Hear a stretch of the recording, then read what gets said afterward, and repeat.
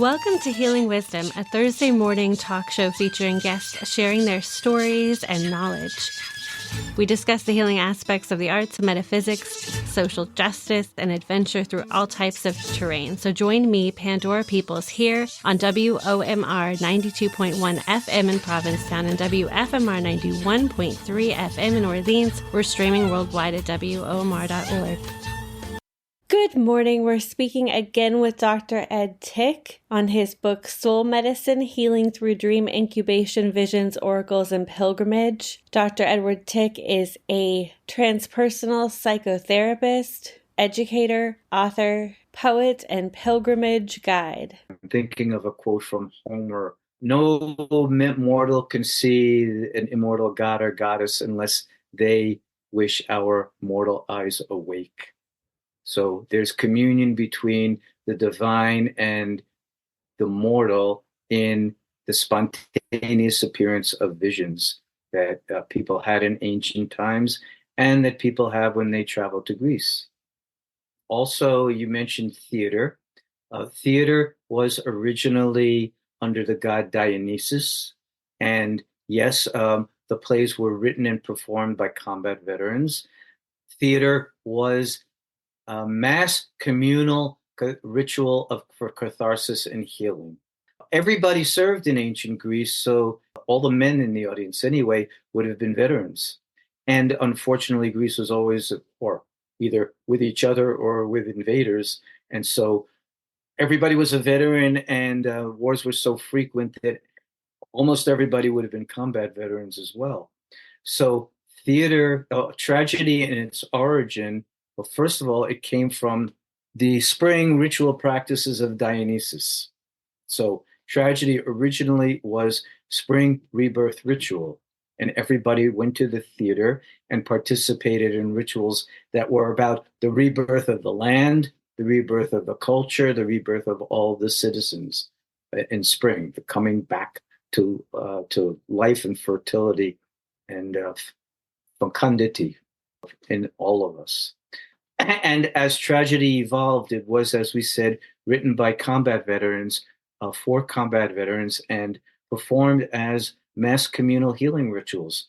So not only war stories, but all of the mythic stories that were portrayed on the stage were showing the archetypal patterns that all of us live as human beings. Reading the myths, not just from the Greek tradition, but read the Bible. There are almost no healthy, loving families in any of the mythic traditions. They all tell us families are going to be jealous, competitive, abusive, invasive, judgmental, philandering, disloyal, betraying, and that is our human condition. Well, when we're looking at the myths or when we're reading them or seeing them portrayed in theater, we're actually being shown our own archetypal dramas that all of us have. So another healing practice from ancient Greece that we can all use is, and I encourage everybody to think this way, think about your own life and the challenges you've had in your life, in your family of origin, in your adult life, and look for the myths that seem to replicate those stories and find the myths that you've been living. So of many examples. Well, when I take warriors to Greece, we visit the ancient warrior sites. So with our veterans, we go to Marathon, where the Greeks resisted the Persian invasion, or Thermopylae, where the 300 Spartans fought and fell. And we ask really deep archetypal questions. Where was your marathon, where you decided to serve and to stand against life-threatening odds? Where would your marathon be today? Did you feel that your service in combat for our country was a marathon? Absolutely necessary and absolutely and only for defense, not aggression. And at Thermopylae, where would you take your stand unto death? What do you care about and value so highly that you would really give your life for it? And you were in the American military. Did you feel that about what you did and where you served? Did you feel that way in Vietnam or Iraq? This is absolutely necessary, and you're willing to give your life for it. No, most of our troops just wanted to get home. And tragically, in many of our wars, it's the foe that feels that way because they're defending their homeland and they are willing to give their lives for it. So there too, we are looking at the wounds to the warrior archetype and realigning our wounded warriors who have PTSD, post-traumatic soul distress, and social disorder, not only stress disorder, but the wound is in the soul. And we're helping heal their relationship to the archetype. So you can't become a civilian again, ever, but you can become an honorable elder spiritual warrior and carry your experiences and your identity well and with honor, even if you don't like where you served and what you had to do.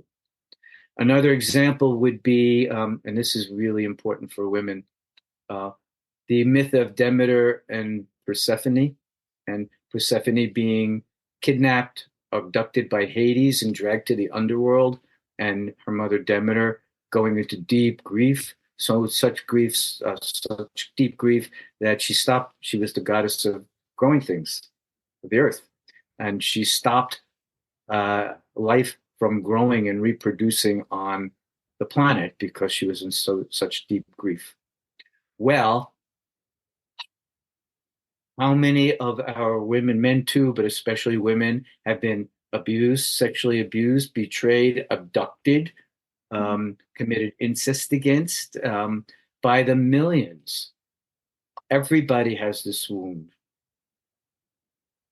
And so on the trips to Greece, we go to Eleusis, in Greek, where the Eleusinian mysteries of Demeter and Persephone were practiced, where people went through a 9-day long ritual of replicating that story, of feeling themselves being dragged to the underworld and being held prisoner down there and dying and feeling their souls being reborn and coming back to life and being liberated from that abduction and coming back as Persephone did.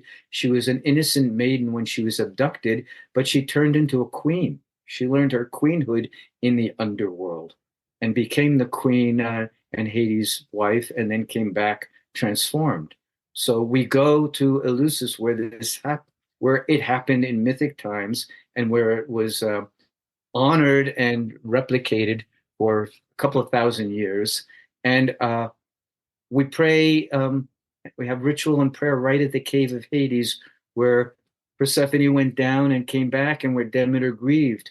And the depths of cathartic emotion and release that people experience there when they're remembering their story and connecting it to the mythic story and realize that this is an archetypal story that millions of people, especially women through the ages, have experienced. It's not me. It wasn't personal. This is built into our human condition. And millions of people have had it, and the soul can be recovered and restored and reborn out of this experience with greater strength and wisdom. So it's another way that we live mythically, by identifying with and replicating and experiencing the myths in ourselves. And when we go to theaters, the ancient theaters, we perform some of our individual stories as ancient myths in order to really intensify that identification and achieve catharsis and transformation of the identity. So all this was part of the ancient world, all this we can do today. Finally, the other one we didn't mention was oracles, receiving some kind of message from the divine. And the oracles were especially popular. There were oracular sites. Apollo at Delphi is the best known, where people traveled from wherever they were in the ancient world to an oracular site and consulted with a woman seer, the Pythia, who channeled an oracle from the god that explained their condition, that gave them direction for their healing and for their future that really helped reveal their destiny to them. So we also go to Delphi or other oracular sites, and we watch for miracles that happen where oracles come in unexpected ways.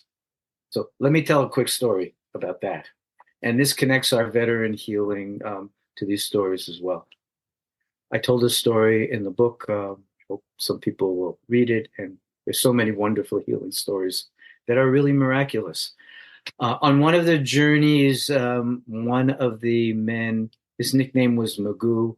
It's in the book. I have his permission to tell the story. So I'm not breaking confidence. And Magoo's wonderful. He really transformed from our journeys. We were on Crete, the southernmost Greek island. We had visited the grave of the famous writer Nikos Kazantzakis, well known for writing Zorba the Greek, but he wrote amazing works. And his grave is in the old fortified walls that surround the city of Heraklion, where he was born and grew up.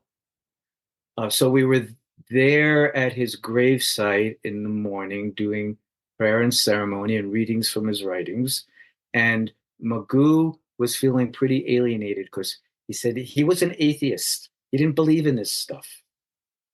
And so he was kind of restless and walking around on his own. And then he decided to walk down the long stone stairway up to the bastion on his own, waiting for the rest of us silly believers and seekers. So it was a really bright, sunny day, not a whiff of breeze in the air. Magoo walked down to the bottom of the bastion, standing there alone, and suddenly out of nowhere, a breeze sprang up, and a stray piece of paper was blowing in the breeze and smacked him in the face and fell to the ground at his feet. He thought it was a piece of garbage. He bent down, picked it up, and there was a handwritten note in Greek on this letter. When the rest of us came down and he showed it, the note to us and said, I don't know what just happened. This was a quiet, sunny day, and I just got slapped across the face with this Greek note. What is this about? Well, we translated the words, and it translated as this. There is a place on the firmament reserved just for your star. Be careful. There's a place on the firmament reserved for your star. Be careful.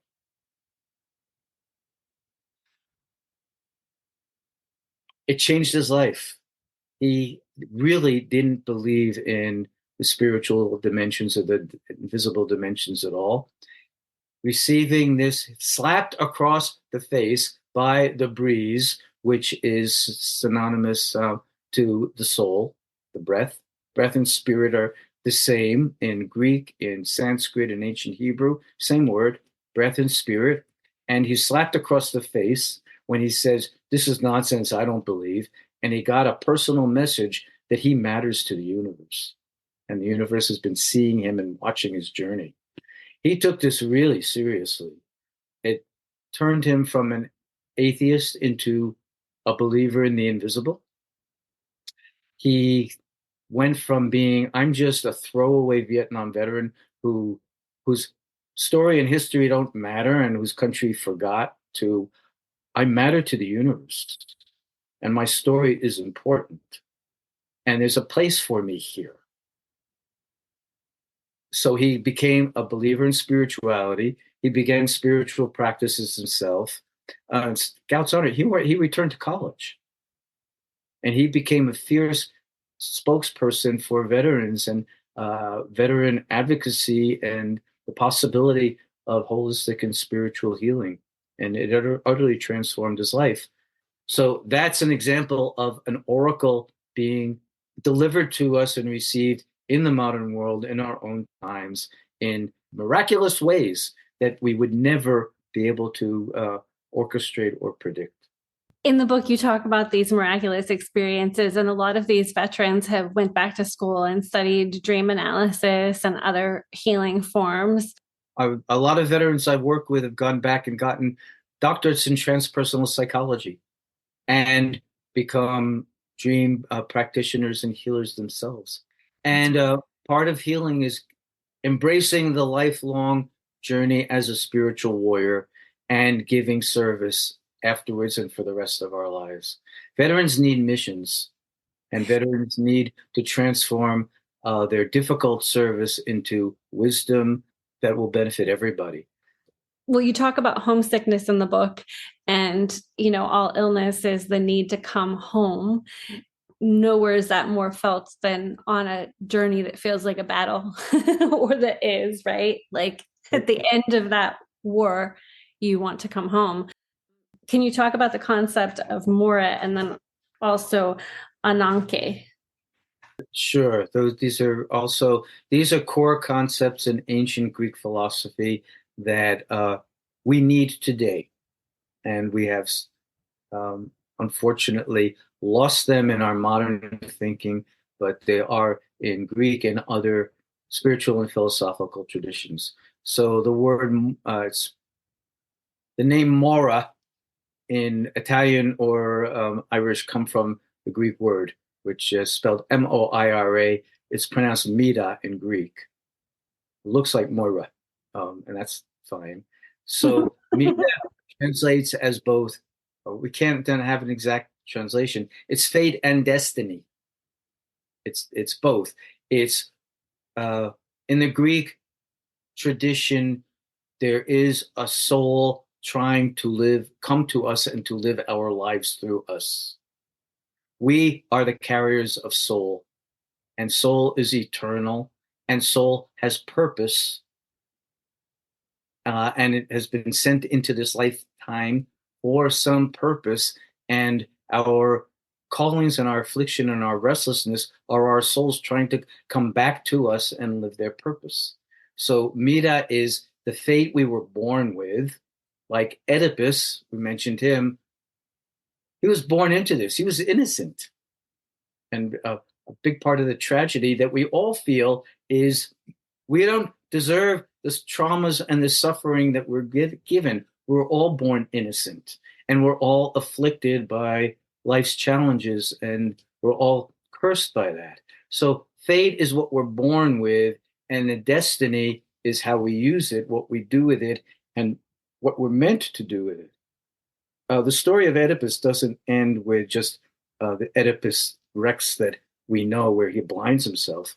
There's the other play is Oedipus at Colonus, which is about his birth, his death, and how blessed the man had become through his suffering, and that his death was actually a blessing to the land and the people, because he had become unable to see with his physical eyes. He learned to see with his inner vision and became a highly spiritual person through his suffering.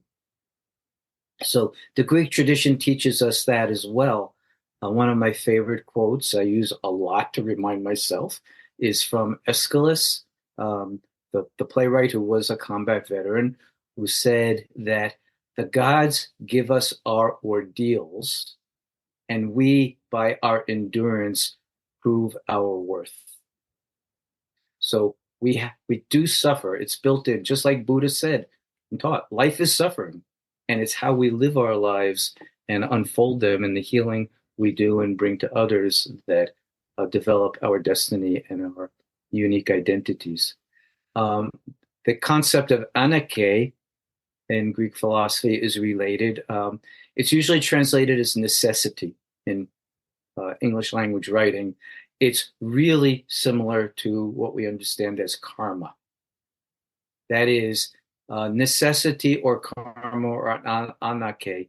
What happens, we torture ourselves with what we wish happened, what coulda, what shoulda happened, what we wish had happened at that time instead of the way we were wounded. But anarche says, no, what happened is the only thing that could have happened given all of the universal forces happening at that moment in our individual and collective lives. I want to say, I wish I didn't get COVID. I could have, should have done something different, but no, I couldn't. If I if I had known differently, if I had done something different, then that would have happened. Whatever happened was the only thing that could happen. And in the Greek healing tradition, we're taught not only that anarchy rules, necessity rules, and we are victims of necessity and have to deal with what does happen to us, but also this is the way the universe is unfolding, and there's some higher purpose to this. So don't curse our fate and say, I wish I didn't get COVID, or I wish I didn't have that car accident, or whatever it is. I wish I didn't go to war. Um, that may be your feelings, but you did. It did happen. And so Anake is, and Mira is the lesson to accept and affirm our destinies as they happen, and to learn from them and gain wisdom from them and let them guide our lives so that we are living the soul that the universe has given us and giving uh, healing and service from our transformation. I like your definition of an oracle experience is also a one in synchronicity with the divine. Like, you talk about there's a woman who feels she's come all this way in one of your pilgrimages, and everything is beautiful. You're walking in the dark on this path along this craggy, rocky coastal path. And she's saying, but where's the spiritual? And then this giant comet goes by and somebody is like, oh, well, there it is. There's your answer. That was another miraculous experience that was visionary and oracular and could never be explained logically. That comet was released somewhere in the universe millions of years ago. The fact that it flew over our heads at that very second when this woman was expressing doubt that there's nothing spiritual immediately was visionary for her and for all of us, but especially for her. And the veteran I quoted transformed her from an agnostic and doubting person to a person who believes that yes, there is a spiritual world. Yes, there's an invisible world. Yes, somehow it hears us and is aware of us and responds. What is the most profoundly, deeply healing is actually the symbolism that comes through. It's actually the mythology and the archetypes that comes through. Those are the things that impart the wisdom and healing mechanism of the universe. Like the stories and the images and the feelings, those surpass the cynical mind and get to the heart. Yeah, we are our stories. We are our stories, and we are somehow constructed of the images in the stories. The archetypes are universal. So the images that they carry and the stories they carry are universal, are always happening. And when we realize or awaken to those that are acting in us, we're not isolated anymore. We're not just individuals anymore. We're connected to the cosmos and to all time and all places. And you're right that imparting information is helpful, but insufficient. What is science says? We need necessary and sufficient conditions for transformation. Well, information is necessary, but it's not enough. And information only, literally changes our minds. We're changing what we're thinking, but it has to penetrate into our bodies and our spirits and our hearts. And only a living experience does that. So we might have told the woman, yes, the gods and goddesses are there in some form, and they're listening to this conversation, and you got to be open to that and believe in that. Well, no, but a huge meteor flies right over our head at that second. We're all stunned in silence and aroused profoundly, and our senses are wide open, and everything we've believed rationally until that moment suddenly has to transform to allow and interpret this experience. So it's primarily experiential, and such big experiences like big dreams transform us utterly.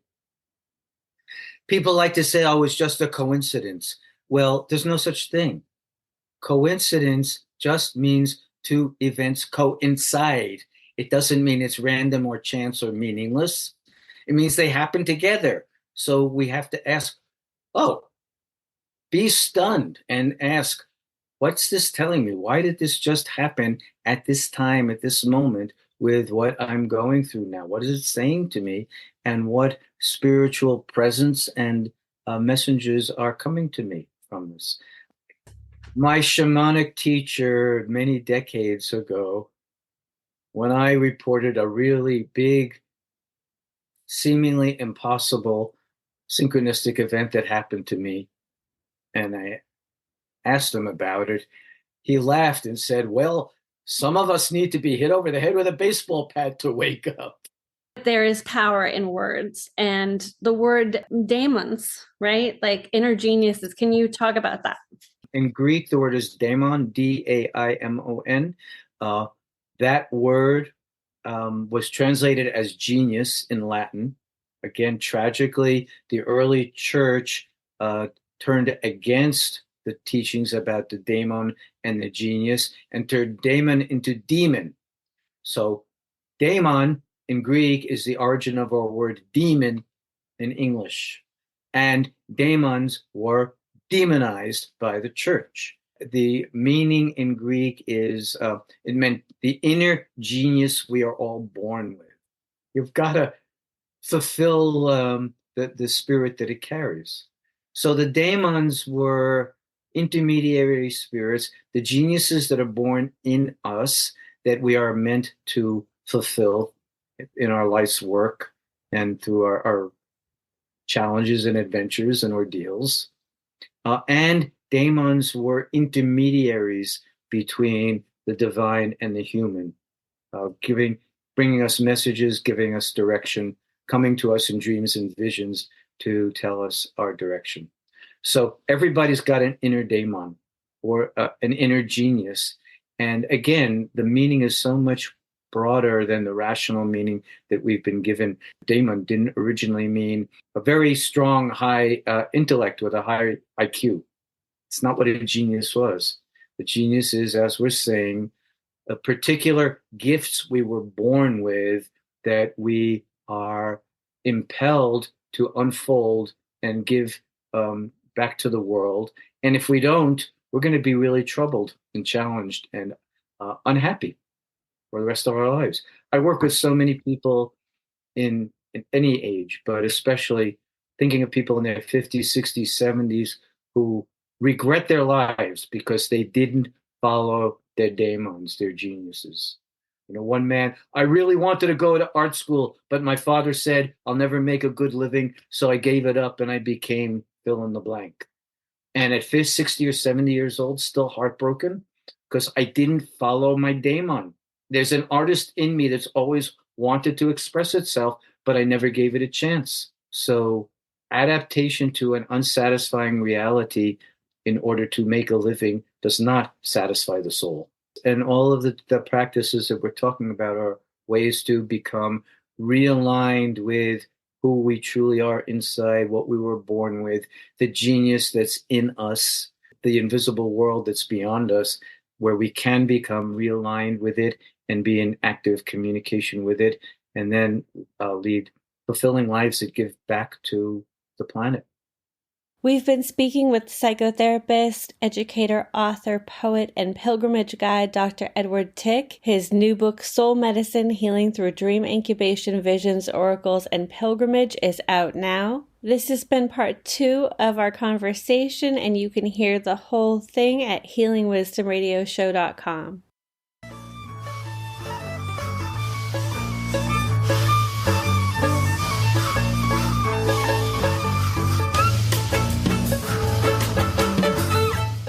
You've been listening to Healing Wisdom at Outermost Radio. All of our shows are podcasts at WOMR.org. Also check out healingwisdomradioshow.com and contact me at Pandora@WOMR.org.